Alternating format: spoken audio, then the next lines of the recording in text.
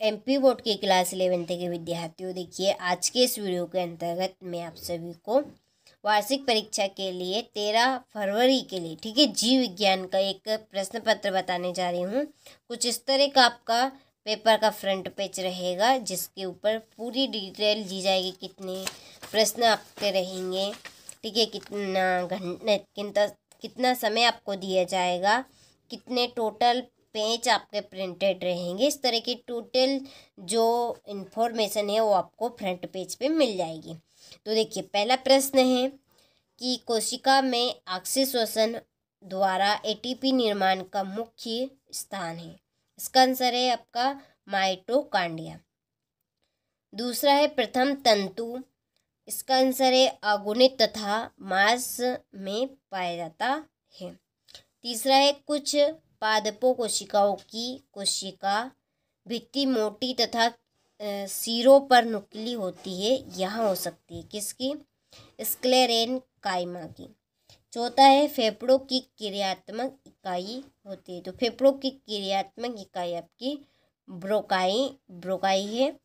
और पांचवा कोकरोच के उत्सर्जी अंग है, तो कोकरोच के उत्सर्जी अंग है आपकी मेलपिगी नलिका। छठा है यूथेरियन स्तनी होते हैं, तो यूथेरियन स्तनी आपके जरा यूज में होते हैं, ठीक है।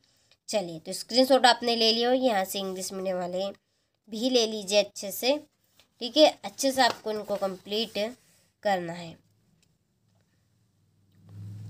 देखिए, चलिए, इसके बाद में रिक्त स्थान की पूर्ति कीजिए। पहला है कि डीएनए का संश्लेषण डेडेडेस अवस्था के दौरान होता है, G2। दूसरा है हीमोग्लोबिन डेडेडेस में पाया जाता है, तो लाल रक्त कणिकाओं के द्वारा। में तर्को तंतुओं का निर्माण डेडेडेस प्रोटीन से होता है, ट्यूक्यूलिन के द्वारा। और रुधिर निर्माण की प्रक्रिया को डेडेडेस कहते हैं होमोपोएसिस। इसके बाद में है श्वसन में केवल डेडेडेस का ही उपयोग होता है, ग्लूकोज का। और सबसे कम वृद्धि दर डेडेडेस ऊतक में पाई जाती है, तंत्रिका में, ठीक है। चलिए, तो आप सभी स्क्रीनशॉट यहाँ से ले लीजिए अच्छे से, और अच्छे से आप कंप्लीट कीजिएगा, ठीक है। चलिए, बढ़ते हैं अगले प्रश्न की ओर, कि आप सभी अच्छे से अच्छे अंक प्राप्त कर सकें। चलिए, अगला प्रश्न हमारा सही जोड़ी बनाइए। पहली जोड़ी है साइटोकाइनेसिस, इसकी आपकी जोड़ी है कोशिका द्रव विभाजन। दूसरी है रंभ स्टील की आपकी जोड़ी है, ठीक है, हाइड्रोलाइटिक एंजाइम का संश्लेषण, ये आपकी दूसरी जोड़ी। तीसरी है जिब्रेलिन, ठीक है, जिब्रेलिन की आपकी जोड़ी है संवहन ऊतक का कोर। और चौथे रेड यूला की आपकी जोड़ी है टीनोफेरा। और फिर साइटोकाइनेसिस, इसकी जोड़ी कोशिका द्रव विभाजन। चलिए, तो यहाँ से आप स्क्रीनशॉट ले लीजिए। इसके बाद में यहाँ से इंग्लिश मीडियम वाले बच्चे ले लीजिए। चलिए, आपके यहाँ पे मैं टिक मार्क का नंबर डाल देती हूँ, आपको कंप्लीट इनको अच्छे से कर लेना है, कि 2 नंबर वाली ये आपके 1, ठीक है। इसके बाद में एक वाक्य में उत्तर लिखिए। पहला, कौन सा हार्मोन रुधिर में ग्लूकोज की मात्रा निश्चित बनाए रखता है? तो इंसुलिन। कौन? इंसुलिन। दूसरा है कोशिका चक्र की किस अवस्था में कोशिका विभाजित है? तो एम अवस्था में। कौन सी अवस्था में? एम अवस्था में।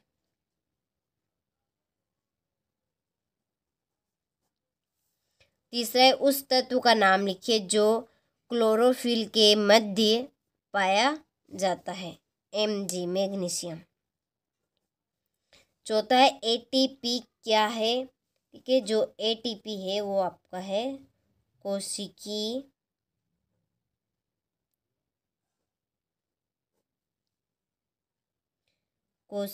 ऊर्जा की मुद्रा। ठीक है।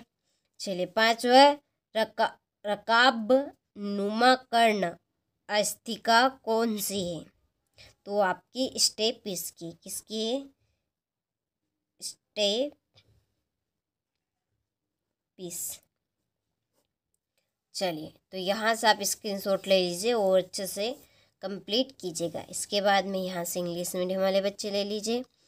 फिर देखिए सत्य सत्य पहला है, इस पायरो गायरा को तालाब का रेशम कहते हैं, तो ये बात आपकी सत्य है। दूसरा है, नोटो कार्ड भ्रूण की मीसो उर्म स्तर से बनती है, तो ये आपका सत्य है।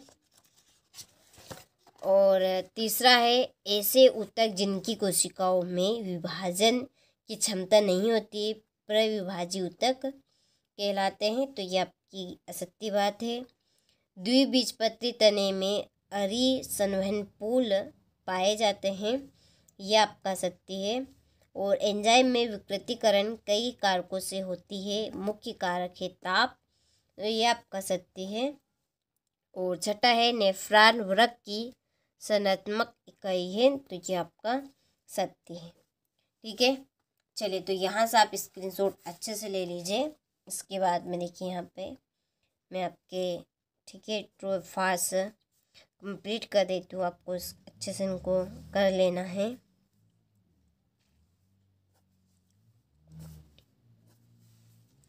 ठीक है। चलिए छठा है, निम्नलिखित जीवों के वैज्ञानिक नाम लिखिए। आपको यहाँ पे वैज्ञानिक नाम इनके लिखने हैं। यदि आपको एक नमूना दे दिया जाए तो वर्गीकरण हेतु आप क्या कदम अपनाएंगे? और इसके बाद में 8वां है, कोलेन कायमा ऊतक के 2 कार्य लिखिए। ठीक है। चलिए इसके बाद में ये 8वें का 8वां है। 9वां है, निम्नलिखित के चिन्हित चित्र बनाइए। चने के बीज और मक्के के बीज का अनुदैर्ध्य काट का।